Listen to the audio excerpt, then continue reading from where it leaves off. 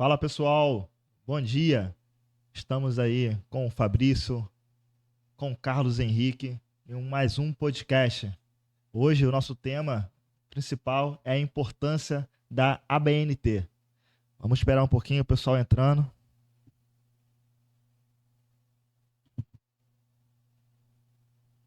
Só um minuto.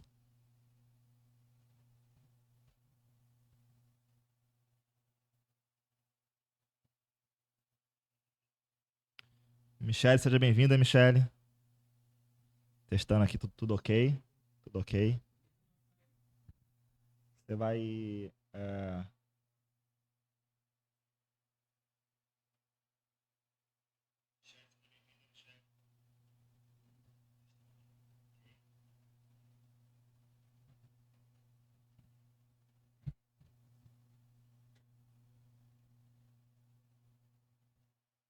Bacana, bacana. O pessoal tá entrando aí, sejam bem-vindos. O pessoal tá conseguindo escutar bem a gente aí?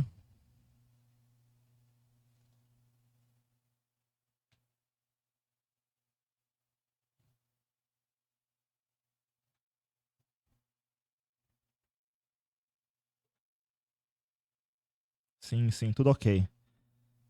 Aline, seja bem-vinda, Aline. Bacana. Então hoje estamos aí no mais um podcast, né? Podcast aí com presença bacana, Fabrício Nogueira. Muito obrigado pelo convite. Que isso, cara. Por aceitar o convite. É sempre bom a gente estar compartilhando sobre prevenção. A ideia do podcast é essa, é trazer informações que ajudem, né, a população técnica, a população em nível geral, para poder compartilhar conhecimento, para poder salvar vidas. Né? A gente tivemos outros podcasts, inclusive hoje o Carlos Henrique está conosco. Legal. Também vai ser entrevistador, vai fazer algumas perguntas para o Fabrício. Tá? Pode ficar à vontade de perguntar. Né? Como eu disse anteriormente, o nosso tema hoje é sobre a importância da BNT. Então a gente vai especificar alguns tópicos, né? E você também, em geral, pode contribuir, pode fazer perguntas. Tá? A ideia é que a gente consiga ter o máximo de informação. Fabrício, antes de a gente começar, né, você pode se apresentar, por favor? Claro. Eu me chamo Fabrício Nogueira. Hoje a gente vai conversar sobre a ABNT. Eu participo lá do comitê de estudo que vai falar sobre plano de emergências e equipes de emergência. Sou técnico de segurança do trabalho. Foi o primeiro momento que eu tive contato ali com a parte de incêndio. Assim que eu me formei, eu comecei a trabalhar numa empresa terceirizada que prestava serviço ali para a Petrobras. Depois fui para a faculdade e comecei a trabalhar numa fábrica de tubos.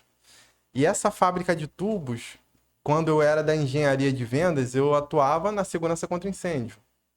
E tudo começou, sabe, a se juntar ali. E depois, quando eu saio da faculdade, a gente inicia ali na parte de projeto. Saio dessa empresa, a gente inicia na parte de projetos. Só que por algumas questões ali a gente não continua. E hoje eu estou atuando muito na parte de treinamento ali. Treinamento de bombeiro civil, de especialização desse bombeiro civil. Bacana, Carlos. Olá, bom dia, pessoal. Mais uma vez aqui, contribuindo aí com o Rodrigues, da Fire, e com o Fabrício Nogueira, que vai estar aqui falando sobre a ABNT, algo muito importante para a nossa sociedade em geral, principalmente para a parte técnica, no caso da prevenção. Vocês entenderem um pouco mais o que essa instituição tem a nos ajudar tecnicamente em vários requisitos nas normas. Então será uma entrevista muito importante aí com todo o conhecimento e bagagem que o Fabrício tem. Bacana. Então a nossa primeira pergunta, né? A pergunta que inclusive aí é o tema do nosso podcast, né? A gente vai falar sobre a importância. Só que antes de entender a importância, a gente precisa saber o que é a ABNT. A gente sabe que a ABNT é uma entidade privada, mas em geral, o que é a ABNT? Assim, quando fala em ABNT, a primeira coisa que eu lembro é de TCC, né? O trabalho de conclusão de curso tem que seguir a ABNT. Tem que seguir a BNT, mas a BNT não só padroniza um trabalho de conclusão de curso, ela cria esse padrão, né, para você entregar, mas ela cria também padrões para você entregar qualquer tipo de produto ou serviço. É uma entidade sem fins lucrativos, onde o objetivo é reunir sociedade técnica e não técnica, aquelas que fazem uso também dos equipamentos, dos serviços, para falarem, olha, isso daqui dá certo, isso daqui não dá certo. A ABNT, ela tem essa pegada nacional, mas ela é uma das fundadoras ali da ISO.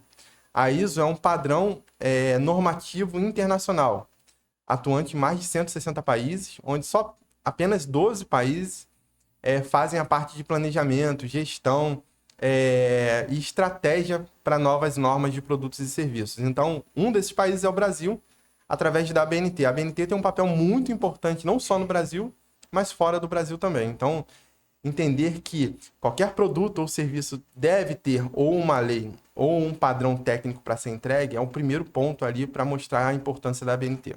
Legal, bacana. E, no caso, a ABNT, ela é responsável pela criação das normas. Hoje, como é formada essas normas? Como que a ABNT consegue conciliar com as pessoas em a elaboração dessas normas? Isso é bem interessante, né?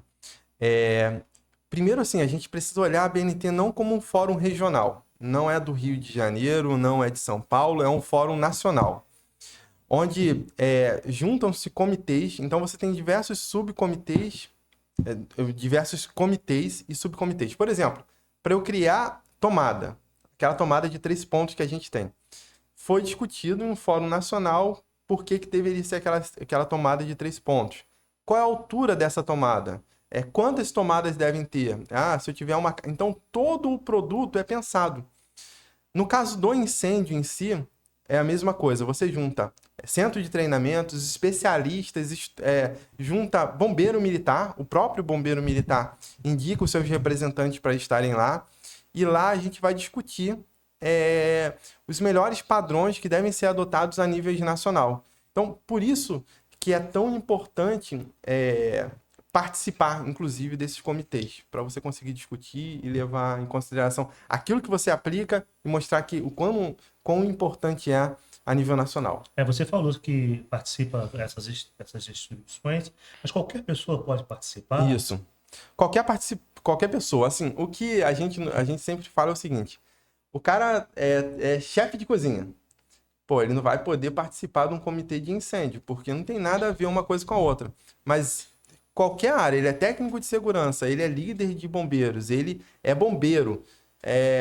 Sim, ele pode estar representando a entidade dele ou a empresa que ele trabalha, ou ele pode ir como autônomo, mas ele precisa mandar uma carta lá para a secretaria da ABNT, falando da importância dele estar participando, e é uma coisa muito, muito tranquila de ser feita, né? Tem um padrão lá de carta, é bem tranquilo. Então, são pessoas que têm competências de acordo com aquilo que vai ser criado, certo? Depois que essa NBR ela é criada, né, entre parênteses, ela fica para consulta também pública, correto?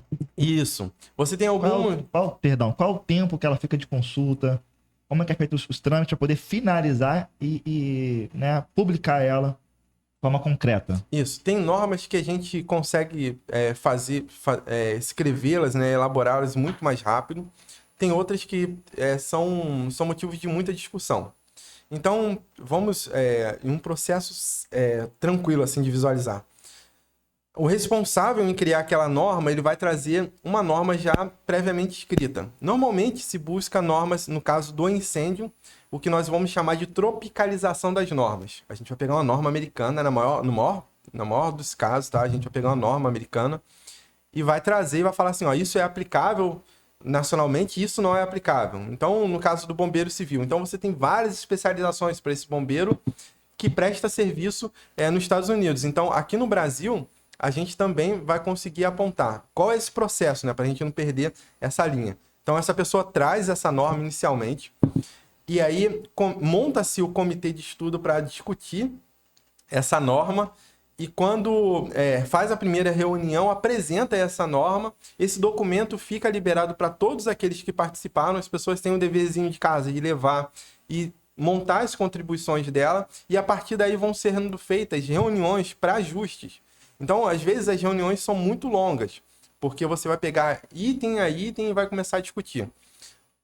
Uma discussão que a gente tem, e a gente não tem como fugir disso, é a questão do chamado de bombeiro. Pô, se era para ser chamado de bombeiro civil ou brigada de incêndio, essa discussão travou a norma, uma das normas que a gente vai discutir, cerca de 8 meses. Caramba. 8 meses. Por quê? Só discutindo se era bombeiro, se era brigada, se era bombeiro, se era brigada.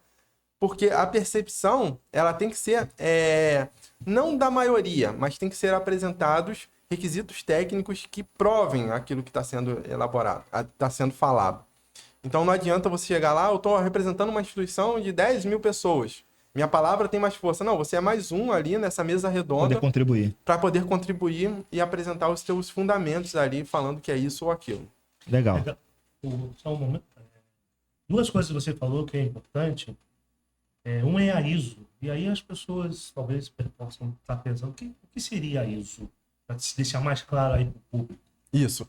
Então, a ISO ela é um padrão de normatização internacional, onde você tem uma cara bem parecida ali com a ABNT. Para a gente jogar para o nosso cenário hoje, a gente vai falar sobre controle de materiais de acabamento. Hoje, no Brasil, a gente tem uma norma inicial ali, que é de controle de material de acabamento, vindo da IT, de São Paulo. A IT de São Paulo, ela montou a primeira norma voltada para controle de materiais de acabamento.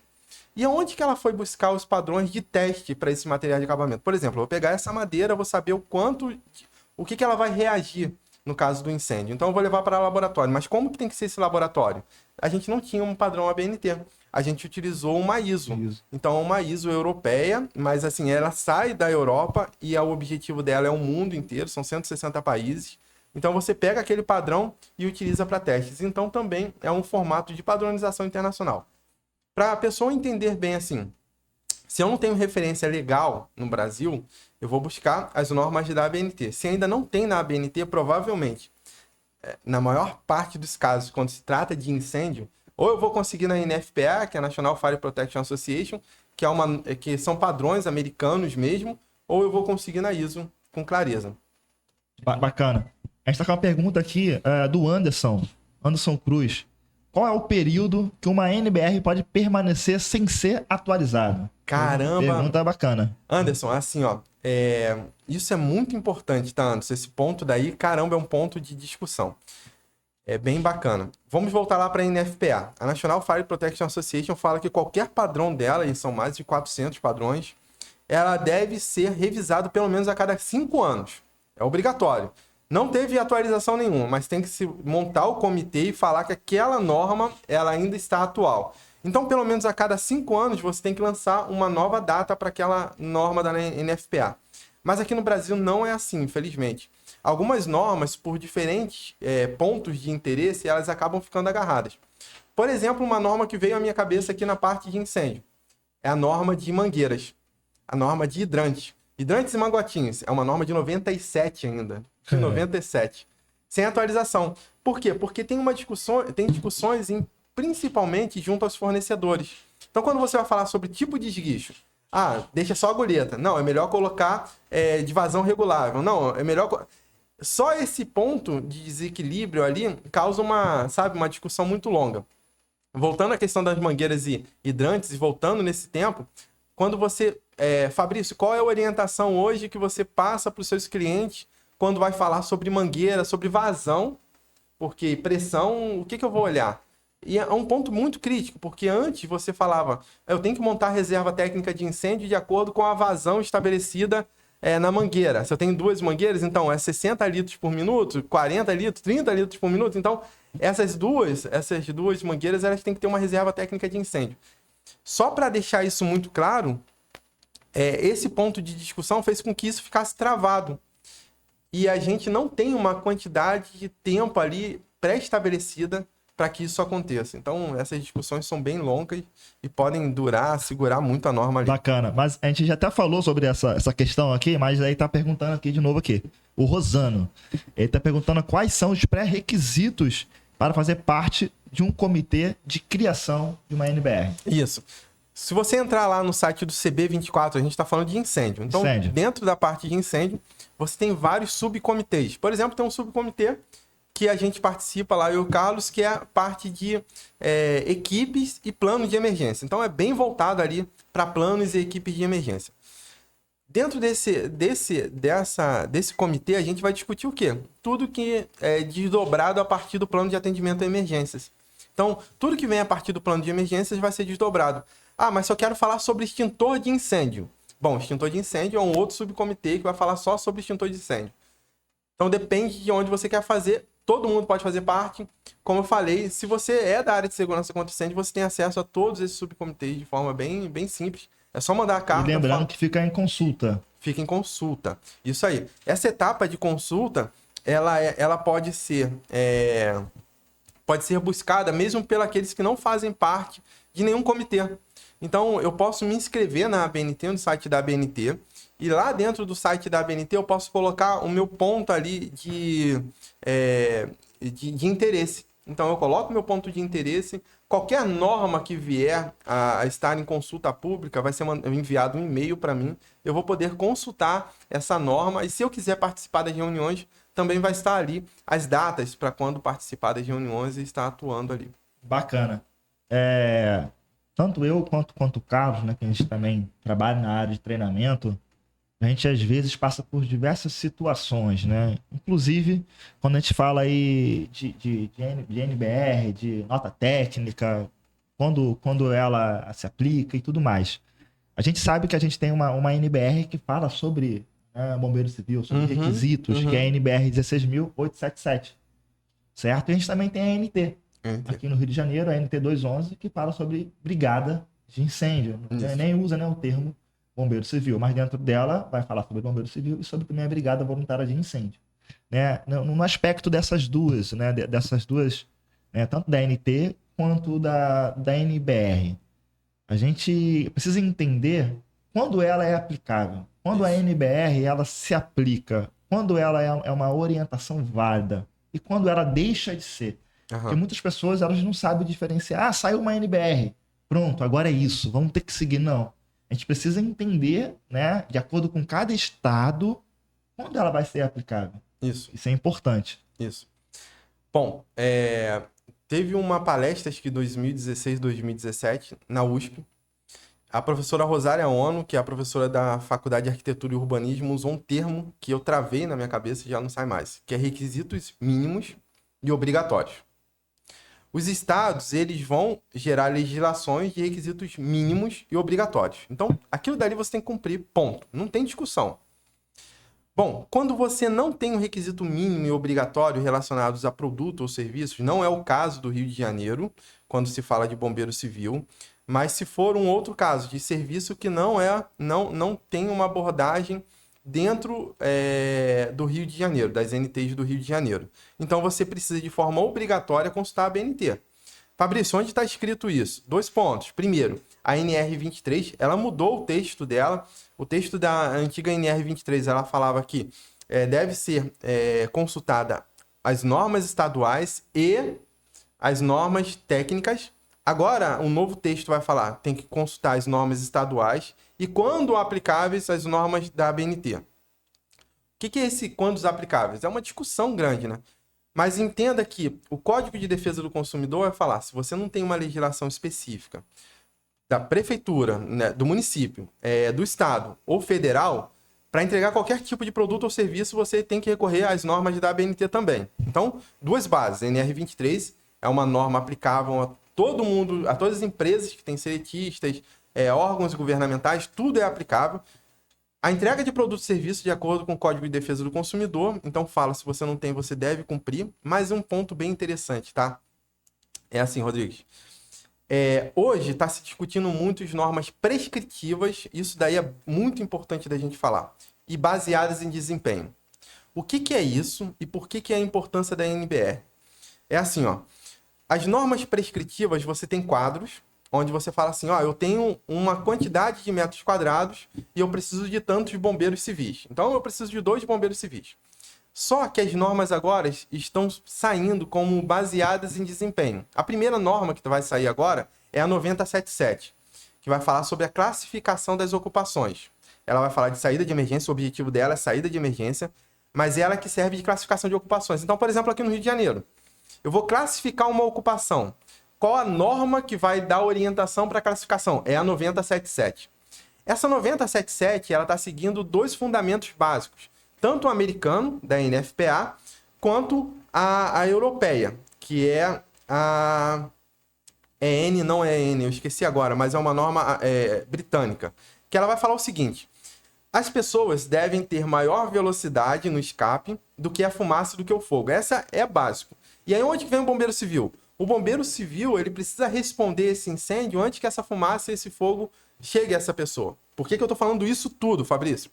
Porque agora a gente precisa olhar para a edificação como engenheiro e como arquiteto que vai projetar e falar assim, ó, o que diz a ANT é isso, é o mínimo.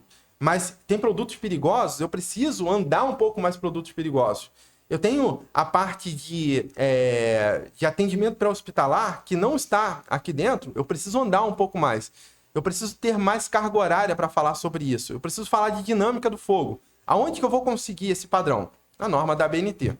Então, lá dentro da norma da ABNT hoje, a 16877, que vai falar especificamente, não de formação, formação não é o termo correto, formação é para técnicos e engenheiros, eles vão se formar de acordo com o currículo estabelecido pelo MEC, mas de qualificação do bombeiro, você vai ter 3 classes. Então, se a pessoa trabalha numa edificação de risco básico, ela vai ter a classe 1.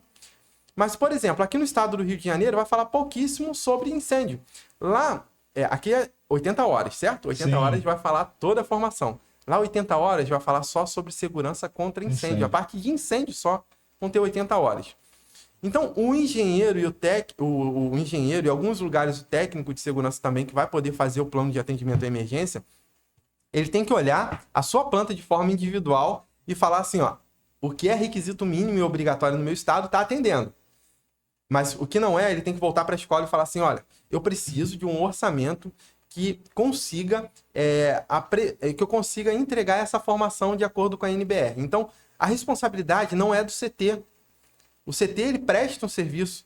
A responsabilidade é daquela pessoa que está cuidando do gerenciamento da edificação. Então, obrigatório é o que está no estado. É mínimo e obrigatório. Mas toda vez que eu me deparo com algum tipo de risco que não está sendo abrangido ali na formação, na qualificação do bombeiro civil, eu preciso recorrer a um padrão. E qual é esse padrão? É a NBR 16877. Então, por isso essa discussão. Agora é 350 horas, agora é 574. Então, tem a classe 3, que é 574 horas, enquanto no Rio é 80. Bom, no 80 horas, você está cumprindo os requisitos mínimos obrigatórios, você já pode prestar serviço, mas a edificação, a planta industrial, ela vai ser atendida por aquelas 80 horas? É a pergunta que um engenheiro que está lá na ponta da linha, que ele vai contratar o serviço daquele bombeiro, tem que se responsabilizar. Rapidão, para a gente entender agora na parte de projetos, isso daí é cobrado? Olha para o BADIM, cumprir os requisitos mínimos e obrigatórios. No entanto, as normas da ABNT não eram... Gerador, vamos pegar só o gerador. O gerador não estava no local adequado. Não falava nada na norma do Rio de Janeiro. Ele estava no local que não estava adequado. E qual foi a base que a Polícia Civil utilizou para investigar e incriminar, para processar aquelas pessoas responsáveis? A BNT. Então, os requisitos mínimos e obrigatórios devem ser cumpridos, mas eu preciso olhar para a edificação, para a planta industrial e individualizá-la. E eu acho que é um grande desafio para o cara que está elaborando, para o cara que está implementando o plano de atendimento a emergências, mas que cada vez mais, infelizmente, com cada vez mais processos acontecendo, se você olhar para a norma do estado do Rio de Janeiro, vai colocar toda agora a culpa no engenheiro e no arquiteto. Está tirando a responsabilidade do bombeiro. Claro, isso é claro. É responsabilidade do engenheiro e do arquiteto. Mas eu preciso olhar aquela exigência da minha edificação, da minha planta industrial e andar um pouco mais à frente. Para ser assim, resumir esse processo, é como se a gente falasse assim, que uma pessoa ela tem condições de viver, comer arroz e feijão e ovo todo dia. Isso. Ela vive. Não pode faltar ovo, né? Não pode faltar ovo. E nem frango, né? Mas ovo não pode faltar. Sim, é verdade. Então, proteína, carboidratos, tem ferro, enfim, isso. Acabou. A pessoa consegue viver. Isso é o requisito mínimo de uma legislação. A legislação ela dá um mínimo. Ó, é isso aqui. Mas você pode melhorar. Então, você deve melhorar. Você tem onde buscar.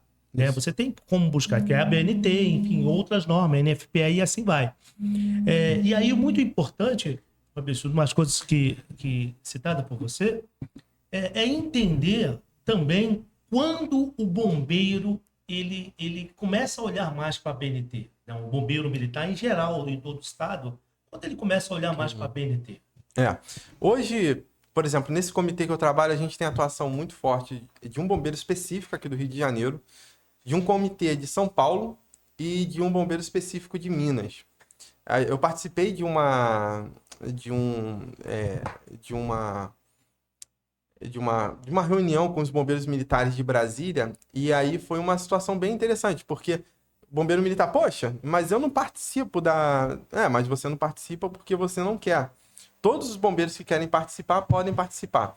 Como que tá essa participação hoje? Hoje a gente tem uma briga, né, muito grande, que fica meio por trás ali dos panos e tal. É a questão do bombeiro. Discutindo se é bombeiro ou se é brigada de incêndio. A gente tem a classificação brasileira de ocupações falando só de bombeiro, não tem falando de brigada de incêndio. Os bombeiros militares que mais atuam são os mais políticos. Isso é interessante. Não são os mais com maior capacidade técnica. Olha que interessante. Eles são aqueles mais que querem participar ali das normas. Isso, assim, é uma percepção minha. Pode discordar sem problema. Mas são aqueles que querem olhar para a norma e falar sobre pontos que são divergentes, mas não que vão trazer resultados aplicáveis lá no final, sabe? Porque o objetivo da ABNT, quando se fala da segurança contra incêndio, é padronizar serviços e produtos que vão salvar vidas. Quando se perde o salvar vidas e se coloca a vaidade na frente, a gente se perde completamente. A discussão de 4 horas que nós tínhamos ali pela parte de manhã se perde porque coloca a vaidade na frente. Então, esse é um ponto crítico, sabe? É um ponto crítico. Mas eu tenho muitos amigos bombeiros militares que são sensacionais, e tecnicamente, assim, sabe? Com uma formação absurda e que conseguem também apontar itens ali muito importantes nessa qualificação ali de bombeiros. Beleza, a gente falou sobre né, quando a NBR se aplica, falamos inclusive sobre a comparação da NBR e da ANT, que as duas falam sobre a formação, né, critérios da bombeiro civil. Só para a gente poder finalizar esse contexto, né? A gente também agora pode complementar e também já finalizar com a ANR, que é pelo MTPS. Você já falou de alguns pontos que a própria NR ela vai citar, né, requisitos mínimos para você poder seguir e tudo mais. A NR ela tem a força de lei, né? Ela é obrigatória, as empresas elas são obrigadas a seguir e ela vai dar vai pontear para que esses requisitos mínimos eles também sejam seguidos, poder trazer uma segurança no geral. Isso. Correto? Isso. A NR23 ela é o grande padrão nacional. Quando você olha para as nossas normas do Brasil, você vê uma evolução muito diferente do que aconteceu, por exemplo, nos Estados Unidos. Nos Estados Unidos, nós tivemos em 72, 74, a gente teve o American Burning. O American Burning, o que foi? Foi um conjunto de estudos ali que aconteceu entre pesquisadores, entre bombeiros, para criar uma cartilha de maior segurança nacional na construção, voltado para a parte de incêndio. Então, você teve 12 capítulos lá, e alguns capítulos muito drásticos, onde mostravam vítimas mesmo, pessoas mortas, queimadas, bombeiros queimados. A gente tinha lá eles tinham um índice muito grande de morte. E o que aconteceu? Nos Estados Unidos, você tem um padrão mínimo e obrigatório nacional. Nacional, você tem esse padrão mínimo e obrigatório. Aqui no Brasil, não. Aqui no Brasil, nós não temos uma legislação nacional. E aí eu vou chegar na NR23. No Brasil, o que nós temos hoje são legislações estaduais. Então, o cara que trabalha, por exemplo, em São Paulo como bombeiro civil e vai atuar no Rio de Janeiro, por mais horas que ele tenha, ele não vai poder trabalhar no Rio de Janeiro. Ele precisa homologar. O projetista que sabe muito das normas de São Paulo, ele provavelmente vai ter que estudar as normas de Recife para atuar em Recife. As normas de São Paulo é uma exceção porque os estados estão copiando muito. Então a gente tem essa regionalidade. Mas isso está na história. Qual é a história das normas no Brasil? Primeiro foi as normas aqui do Rio de Janeiro. 3 bombeiros, né, militares e engenheiros de segurança criaram o primeiro COCIP estadual. Então, o que tinha acontecido? 72, Andraus, 74, o incêndio do Joelma e 76 lançam o primeiro Código contra Incêndio e Pânico. E naquele momento, a sociedade ela não queria se deparar mais com aquele tipo de acidente. Então, a sociedade ela olha para aquele incêndio que aconteceu e cobra da Câmara Legislativa algum parecer. Ó, você precisa fazer alguma coisa, não pode continuar assim. E o Código contra Incêndio e Pânico do Estado do Rio de Janeiro é inovador naquela época. Era um código que eu poderia copiar e colar. Então, na minha época, ainda que eu trabalhei ali na parte de fábrica de tubos, a maior parte dos estados copiavam o Código contra Incêndio e Pânico do Estado do Rio de Janeiro. Então, a gente está falando disso de quê? 2012, 2013. Copiavam o Código contra Incêndio e Pânico do Estado do Rio de Janeiro. E aí a gente vai para a NR23. Qual a importância dela? A NR23 ela é aplicável a todos os lugares onde você tem empregados, seletistas ou não. Se tem empregados, ela é aplicável em NR23. Ela é uma lei? A gente tem uma lei lá de 74 também, que é a 3.214. Portaria. A portaria 3.214, que vai apontar as normas regulamentares, que são as NRs. Aí eu não lembro quantas eram inicialmente. Mas você tem a NR23, que até 2011, você tinha ali 16, 18 páginas. Quando você passa pela atualização de 2011, ela vira uma página só. Então, o que era uma legislação nacional bem aplicável, falava sobre extintor, saída de emergência. Hoje nós temos só uma página, que em 3 minutos você lê, e aponta principalmente o quê? As normas do Estado e as normas da ABNT como base. Você falou um ponto, né, que fez lembrar tanto Carlos quanto vocês. Eu acompanho vocês já há um bom tempo e sempre, quando se toca nesse assunto de legislação em nível nacional, você tem uma tristeza. A tristeza porque, infelizmente, né, no Brasil, Carlos fala com propriedade, no Brasil, cada estado ele tem um valor diferente, porque em cada estado se aplica a legislação do modo o Estado ali determina. Isso. Será que aquela vida, né, lá de Santa Catarina, onde a gente estava, vale mais do que aqui que mora no Rio de Janeiro? Isso. Então são pontos que a gente também tem que entender, abrir a mente para poder se criar um padrão nacional. Você acha, no seu ponto de vista, tanto Carlos, eu sei que você não é sua função hoje de ser entrevistado, mas quanto Carlos, quanto Fabrício, vocês acham que a gente um dia vai chegar a esse ponto de virar nacional? Eu tenho esperança. A gente tem 2 normas importantes que elas não são regulamentadas. É a Lei 13.425, que é a Lei KISS, e a gente tem a 11.901. A Lei 11.901, ela cria uma confusão absurda na cabeça da pessoa. Porque você tem um bombeiro básico, não fala como que esse bombeiro básico tem que ser formado. Você tem um bombeiro líder, que fala que é o técnico em prevenção e combate a incêndio. Só que essa lei foi lançada em 2009, e até 2020 você não tinha o técnico em prevenção e combate a incêndio no catálogo do MEC. Então, o técnico líder era o técnico de segurança do trabalho, era o técnico de enfermagem que atuava como líder. Você tem um engenheiro de segurança contra incêndio que você não tem uma base. Se você pegar 10 pós-graduações diferentes, cada uma vai falar um currículo diferente. E aí esses 3 são bombeiro básico, líder e mestre.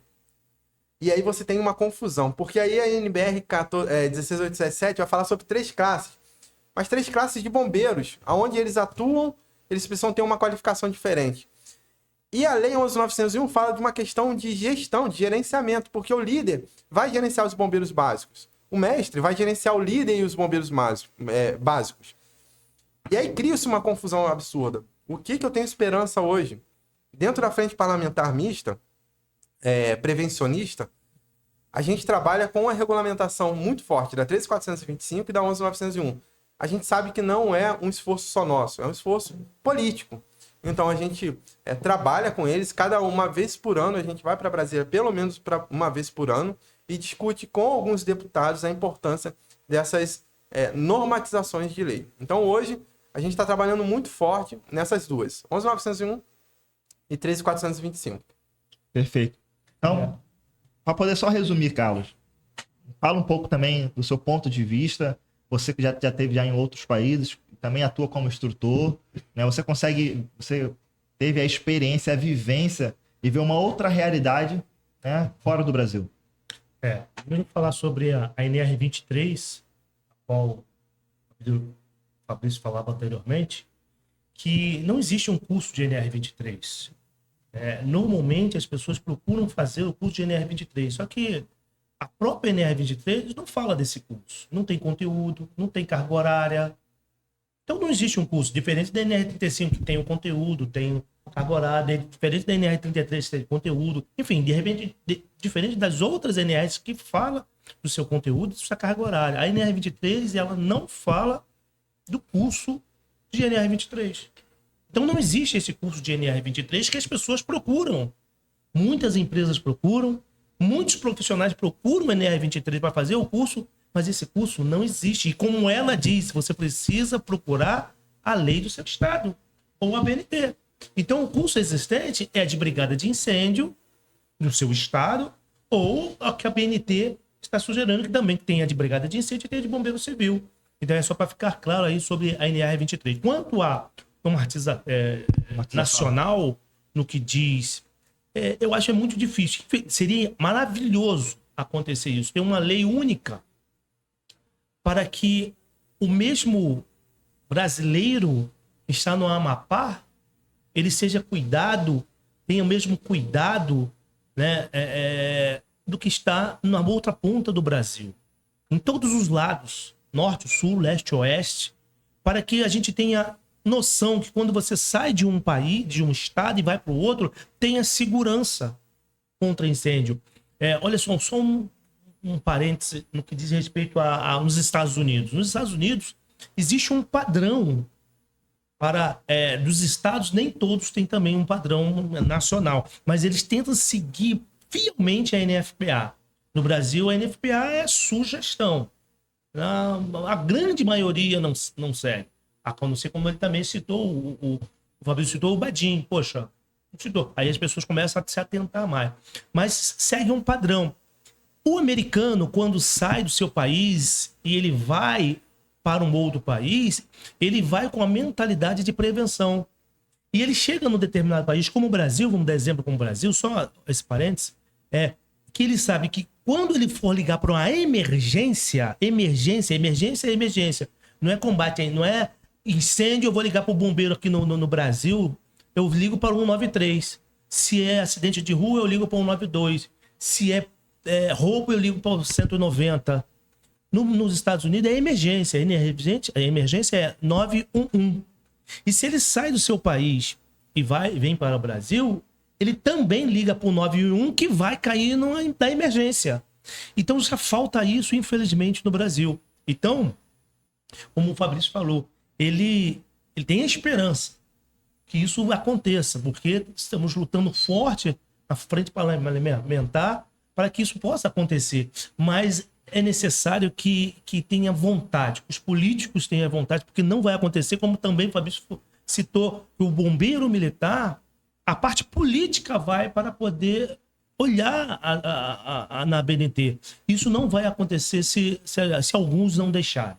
Então, infelizmente, é muita luta para que o melhor aconteça para nós brasileiros, que é em todos os estados que haja uma boa prevenção, que o bombeiro de São Paulo, o bombeiro do Rio, o bombeiro do Mato Grosso, o bombeiro de onde for, ele seja treinado da mesma forma, que hoje não é um padrão totalmente diferente. Hoje, basta seguir a BNT, pronto, seria padrão. Basta seguir a BNT em todos os estados, só isso. Mas não querem, infelizmente. Não sei. Bacana. Você citou a NBR 14277, né? Perdão, falou sobre a Brigada de Incêndio, né? Que é a 276. 14276. 14276. Né? E já que você falou da NBR 14276, vamos também já abordar também outras NBRs que a gente ficou de conversar, que é a NBR 14277, né? Que ela fala sobre o campo de treinamento. Uhum. E também depois a NBR 14608. Né? Vamos por etapa. Vamos primeiro falar sobre a BVI, que é a Brigada Voluntária de Incêndio, né? Que a NR, ela só para poder seguir, né? a NBR 14276, para poder formar a brigada voluntária de incêndio. Tem a carga horária, tem a atualização e tudo mais. Só antes, tem alguma pergunta aí do público? Não, até agora foi só o Rosano que fez a pergunta mesmo e o... Pessoal, pode interagir, pode fazer pergunta. Como eu disse anteriormente, o tema de hoje é a importância da BNT. Esse tema de hoje é bem bacana de se explorar, de entender, né? Então, falou em pergunta, já fizeram pergunta. Ismael. Abraço, Ismael.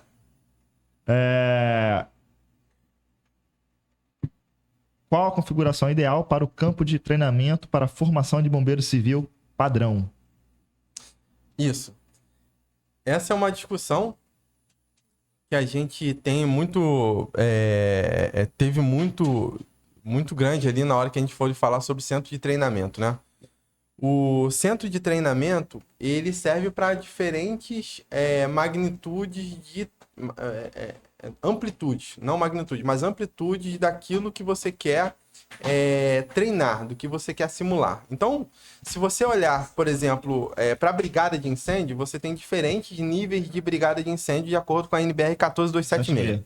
Se você olha para o bombeiro civil, você tem diferentes classes de bombeiro civil. Então, tem a classe 1, que é os menores riscos, classe 2, que vai atuar em plantas industriais, e o 3, que vai ser o público.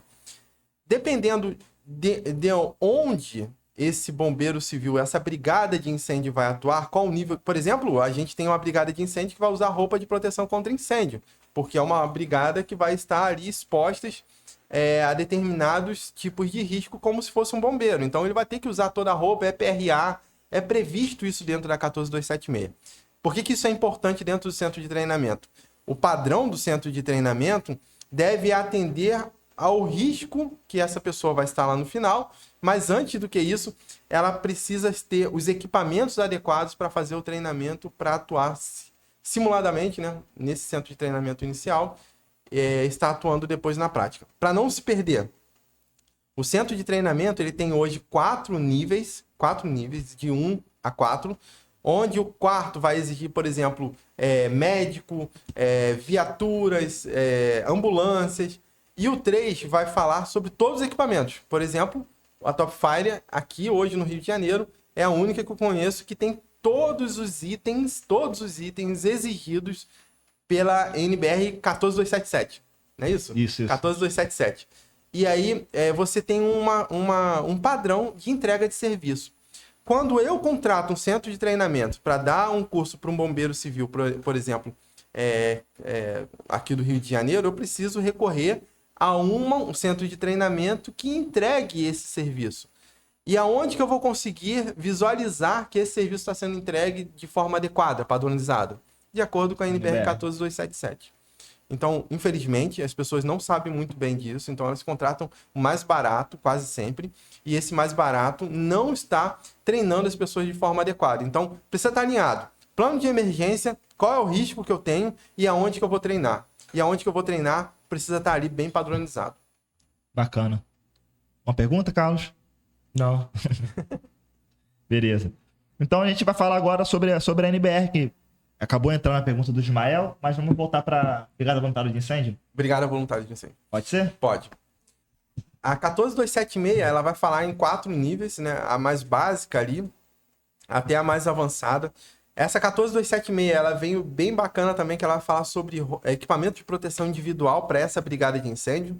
Ela vai falar sobre EPR ou EPRA para essa brigada de incêndio.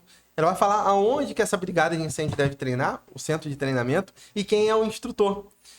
Porque até então, você não sabia quem era o instrutor, o cara se qualificava ali como bombeiro civil de manhã, sábado de manhã, de tarde ele estava dando aula já para bombeiro civil e para brigada de incêndio. O cara, às vezes, chegava no centro de treinamento, e aí, tudo bom? Tudo bem? Pô, me ajuda aí a treinar o pessoal, entra aí, vamos treinar. Então, a 14276 vai amarrar, vai tratar de forma harmônica aonde que tem que ser treinado, como deve ser treinado e por quem deve ser treinado, o que não existia na antiga. Então, é uma grande evolução. A norma também 14276, ela vai falar sobre tempo de resposta, o que não tinha na norma antiga. Ela também, poxa, ela ganhou, acho que ela saiu de 16 páginas, eu vou chutar agora, acho que tá com 50 páginas. Mas foi, sabe, entrou muito conteúdo dentro da 14276, que vai falar principalmente do conteúdo programático desse brigadista. E um ponto bem importante aqui.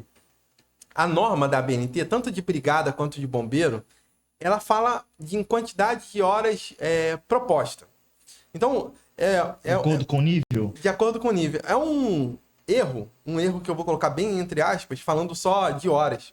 Porque o mais importante do que horas é o conteúdo que está sendo passado. É como que esse aluno está sendo submetido, orientado àquele ponto que está sendo levado. Então não adianta nada você falar que é 80 horas e passar 40 horas o cara comendo extintor, igual que a gente já viu aqui, né? Os caras jogando pó de extintor na cara dos outros, mergulhando em lama. Não é isso. Não se trata sobre isso. Se trata sobre aonde vai treinar, os pontos que eu vou discutir e quem está dando treinamento. Por isso que o instrutor faz toda a diferença nesse circuito. Porque o instrutor vai falar, esse equipamento deve ser utilizado dessa forma por você. Esse equipamento é assim que deve ser utilizado. Você, nesse momento, tem que utilizar esse equipamento. Não, esse daqui não está sendo feito mais. Então, hoje a gente tem essa coisa de aprender com quem aprendeu, que se perdeu, sabe? Então, hoje a gente precisa se voltar para esse instrutor, tanto para a brigada de incêndio e para bombeiro civil, que é um ponto crítico nessa qualificação e no caso da brigada de incêndio, nesse aprendizado da brigada de incêndio. Bacana. Tem uma outra pergunta aqui do David, né? Onde posso consultar as normas da ABNT? Então, a norma da ABNT, você tem duas possibilidades de consultar. Normalmente, bibliotecas de faculdades públicas e privadas, elas têm acesso à ABNT. Então, você pode ir para uma biblioteca, as normas, às vezes, ainda são caras, sabe? Tem normas ali de R$200, de R$300. Então, a gente... Tá tranquilo. Pra não estar errado. Bom, você pode consultar elas lá. Você tem um site também que era bem barato, agora tá aumentando. Eu não tô mais divulgando ele porque ele aumenta. Eu já não ganho patrocínio, ele tá aumentando o preço. Então não vou falar dele, mas é um site que você faz paga a mensalidade, você tem acesso a todas as normas da ABNT. Se você é engenheiro ou técnico de segurança do trabalho, você tem uma carteirinha do CREA e se ela está ativa, você consegue comprar as normas da ABNT através do site do Confea, bem mais barato. Então, às vezes por 30% do valor, eu já consegui comprar norma, eu acho que foi a 1687, não, uma norma voltada para hospitais com 30% do valor que estava na ABNT. Então, principal caminho, se você quer só consultar, vá na biblioteca de uma universidade, vai estudar, vai na biblioteca. Se você precisa fazer algum tipo de serviço ou entregar algum tipo de produto, você precisa comprar. Ela precisa estar no teu nome ali, no teu CPF ou no nome da tua empresa. Então, tem cuidado com isso. É uma questão, assim, que é mais ética do que é legal também, mas, assim, nunca vi processo, mas é ético você comprar uma norma, estar no seu nome para você direcionar tanto para estudos quanto para fins profissionais. Perfeito. O Ismael ele até fez um comentário aqui. Tem uns instrutores que não têm conteúdo e fazem umas coisas insanas, né? Realmente é o que o Carlos também, né, aborda muito esse tópico. O que você falou, eu aprendi com aquele que ensinou e aí vai aumentando. O Carlos sempre fala que no treinamento a gente não pode agir pela emoção. Isso. Né? E quando a gente tem profissionais que são formados pela emoção, na prática ele vai atuar também pela emoção. Isso. Quando a gente atua pelo racional, melhora bastante. A pessoa ela consegue atuar de forma mais técnica e com isso toda a população, todo aquele edifício, edificação, indústria, metalúrgica, seja o que for, consegue ter um profissional com mais experiência, capacitado para uma situação de emergência. Consegue direcionar de forma melhor. Ismael vai fazer uma outra pergunta. Vamos lá. Isso aí, Ismael. Em caso de emergências químicas, a brigada de emergência deve ter treinamento específico de acordo com a realidade da instalação, correto? Carlos poderia me responder? É para você. Aí. Não, não entendi direito. Ele falou o seguinte: eu tenho uma brigada de incêndio, de emergências, e eu tenho um acidente com produtos perigosos ali, né? Essa brigada de incêndio, ela pode atuar, não é isso? Não, ele quer saber sobre o treinamento, né? Qual é o treinamento? O treinamento em geral, né? Eu vou dar uma. O treinamento em geral ele vai ser de acordo com a NBR. Só que o instrutor que ele vai dar o treinamento, ele vai avaliar os riscos da empresa para poder direcionar o treinamento teórico de acordo com a realidade. Correto? Porque ele está falando de emergências químicas. Isso. Então, cada empresa que trabalha com emergências químicas, com produtos químicos, tem ali uma variedade. Cada um deles tem um risco específico. Isso. Então, o conteúdo tem que ser abordado de acordo com a realidade. Por mais que você tenha ali a NBR, você vai seguir os parâmetros, mas vai dar mais foco na prática, na prevenção. Isso eles baseiam em 2 pontos. Um é o análise de risco, que as empresas não dão tanta intenção. E o outro é o PGR. Hoje muito utilizado e deve ser utilizado nas empresas, que as empresas devem fazer. E agora, o engenheiro de segurança que faz o PGR, ele tem que apontar os riscos desse gerenciamento. Quais são os gerenciamentos de risco? Quando esses riscos serão gerenciados? E lá, num dos quesitos que a empresa, o qual ele trabalha, alguém trabalha, tem que estar apontado e os tipos de cursos. Então, não é um curso básico de produtos perigosos. Não é a primeira resposta. Lá no PGR vai ter que estar apontado como esse curso deve ser realizado.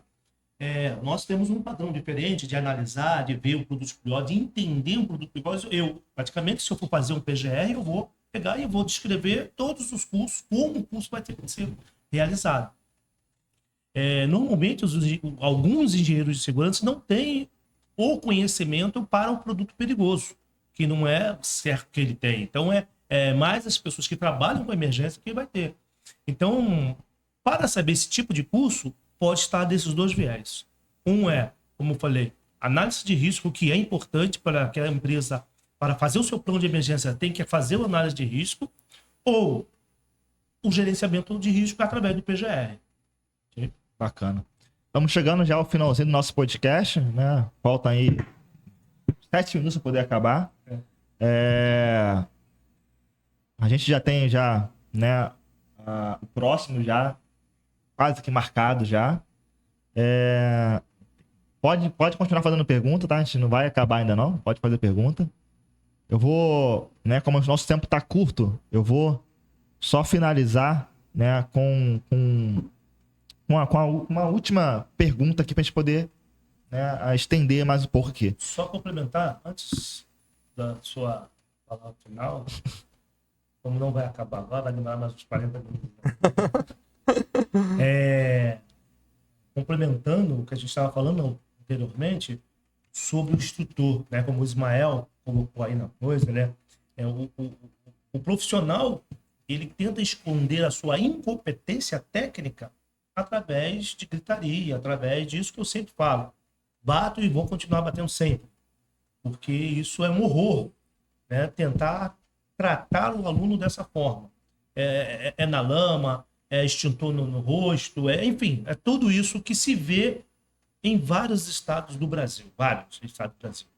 E aí eu vou especificamente para o Rio de Janeiro, que alguns profissionais, né, como o do Rio de Janeiro, alguns instrutores falam assim, tá, mas lá na IT está escrito que basta ser ou engenheiro, ou oficial, ex-oficial do Corpo de Bombeiro, ou técnico de segurança para dar treinamento. Negativo. Negativo. Está escrito isso sim. Porém, estes precisa ter o curso de ensinância. Precisa ter o curso de instrutor. Está escrito lá, o instrutor deverá passar por um curso de ensinância. E vou me arriscar a falar o seguinte, que mais de 90% dos instrutores do Rio de Janeiro não tem um curso de instrutor. Não tem um curso de instrutor.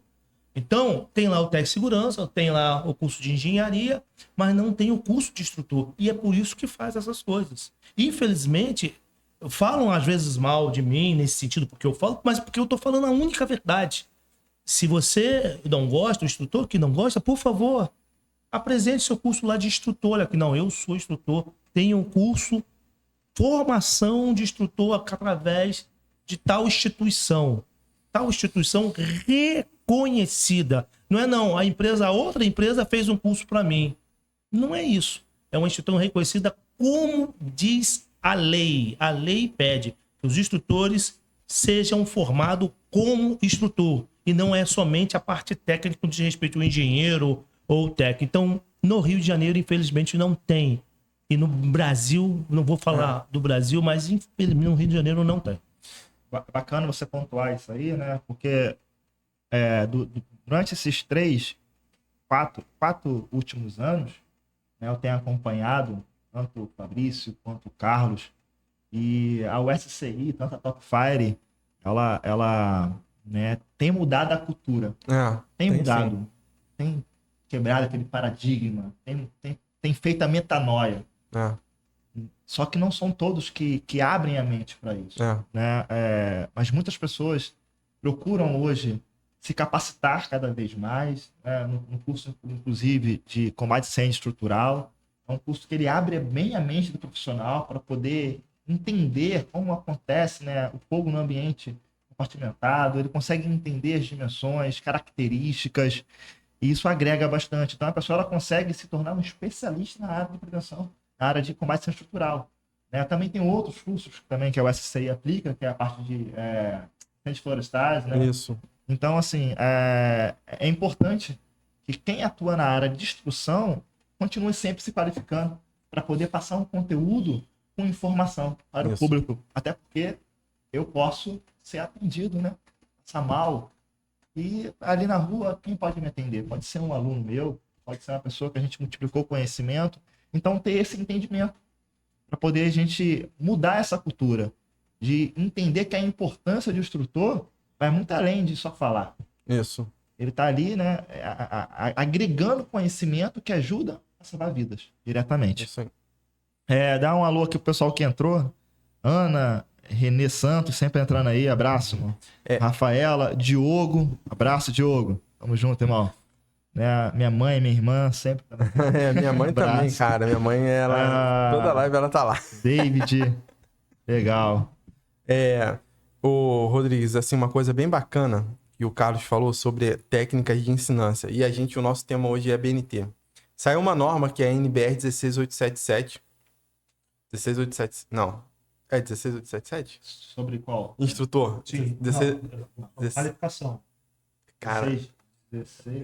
14023. 14023, tá. 14023 é registro. Registros? É. Então me perdi aqui. Mas saiu uma norma da BNT que ela é baseada na NFPA 1040. 1041. E ela vai falar sobre técnicas de ensinança. Quando a gente fala sobre falta de padrão, você que é instrutor tem que ter cuidado com isso. Você tem que ter um padrão de ensino. Você não pode achar que gritando você resolve o problema, que colocando a pessoa na lama a pessoa vai estar mais preparada, porque não se trata sobre isso. Isso tem que ter, um ponto de muito cuidado, assim. Hoje está dando tudo certo, mas a partir de um momento que uma pessoa decida te processar, outras pessoas virão. E você pode conseguir não responder a tudo isso. Você precisa entregar um produto com padrão. Qual é o padrão que você está seguindo? Hoje você tem uma norma específica dentro da ABNT que vai falar sobre essa instrução. Isso é importante. Como profissional, quais NBRs você recomenda para quem atua na área de emergência? Isso é bacana, tá?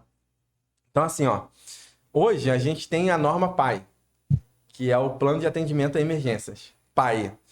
Essa norma, ela é muito bacana de ficar na nossa cabeça. Por quê? Essa norma, ela vai falar sobre análise de riscos. Então, você cria análise de riscos dentro da planta industrial.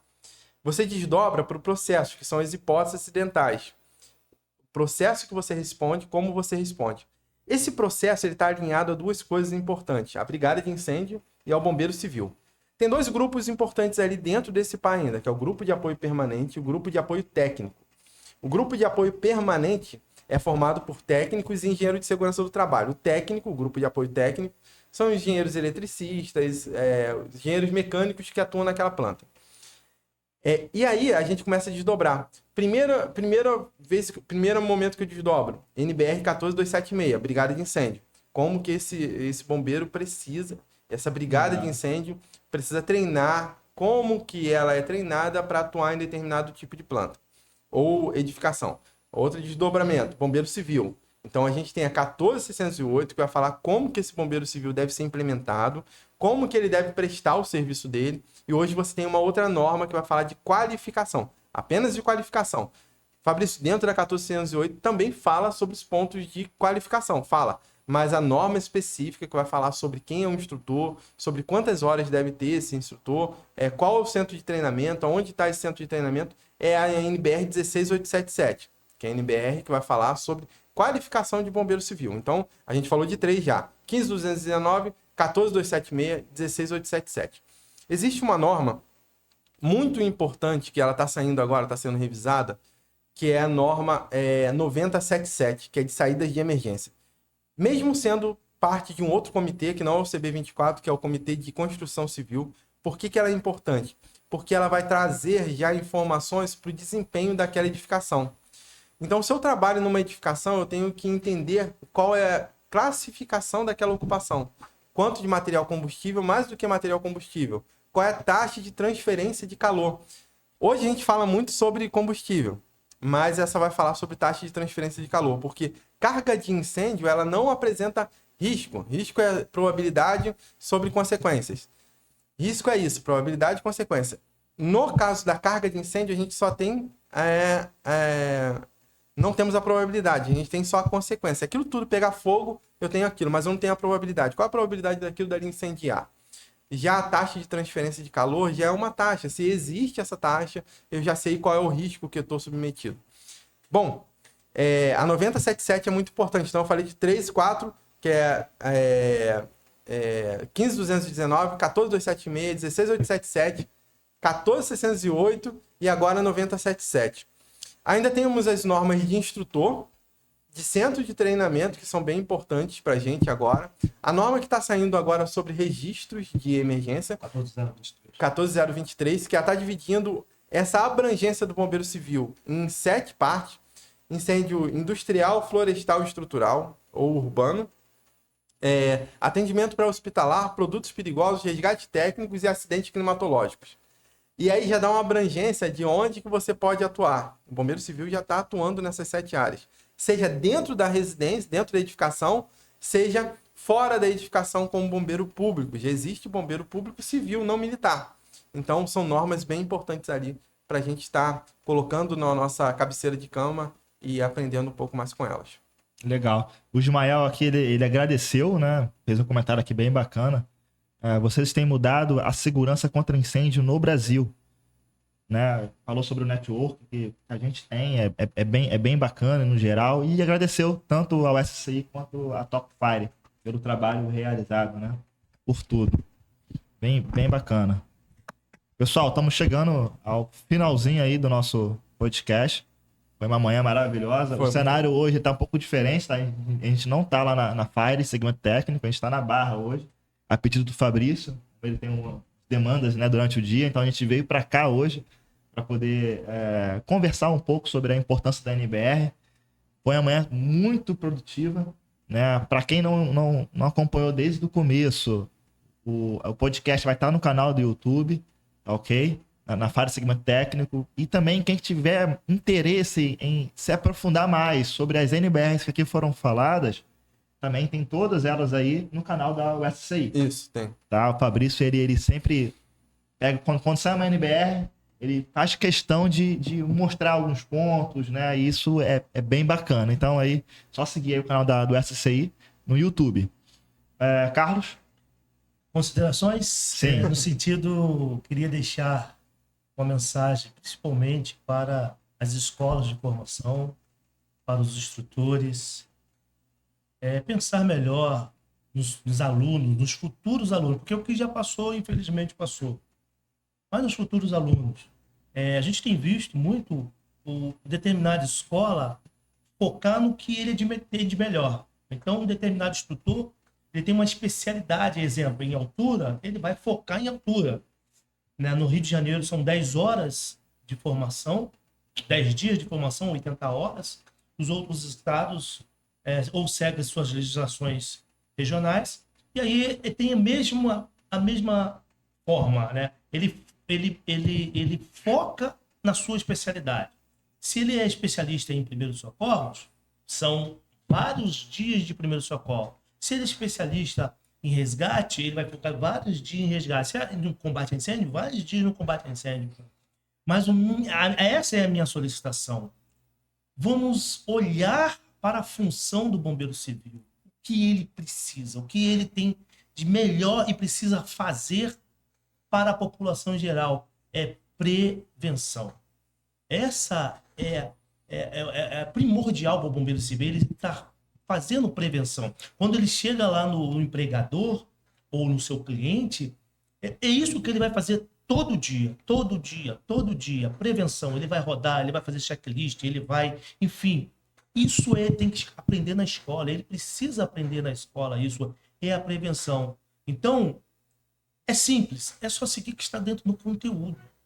Siga o conteúdo. São tantas horas para primeiro socorro? Tantas horas para primeiro socorro. Tantas horas para combate incêndio? Tantas horas para combate incêndio. Tantas horas para prevenção? Tantas horas para prevenção. Eu não estou pedindo para mudar nada. Eu estou pedindo para seguir. Porque a gente vê, quando a gente vai entrevistar ou para contratar um determinado bombeiro civil, ele está mais voltado para isso, porque a gente vê de onde veio a escola. Então, isso também se aprende, tá? No treinamento de instrutor. Quando eu bato muito, é exatamente para que... Não é para ser diferente, é para que todos estejam no mesmo nível. É desigual, então precisa todos estar no mesmo nível. Isso está lá no treinamento de instrutor. E é por isso que tem essa desigualdade.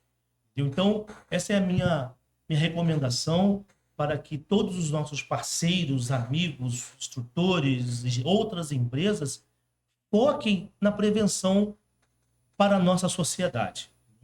Bacana. Thaís, um abraço também, Thaís. Vê se aparece lá, hein? Fabrício? Eu acho que consideração final que eu posso deixar hoje é esse ponto ali, a questão de instrutor. A gente tem que levar com mais seriedade. Alguns estados ainda são muito amadores, estados de uma forma geral, sabe? Você pega um estado, você vê eles muito amadores, mas não é por culpa deles, é por achismo, sabe? De que não há padrão. Hoje tem padrão, isso é importante ficar claro.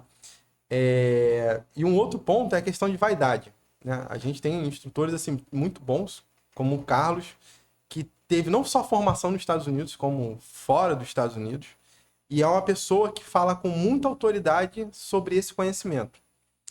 Do outro lado, você tem pessoas que aprenderam, acreditam que sabem e não querem sentar de novo na cadeira para aprender. Gente, até hoje eu estudo. Até hoje o Carlos estuda. A gente volta várias vezes na cadeira para sentar, para depois dar a instrução.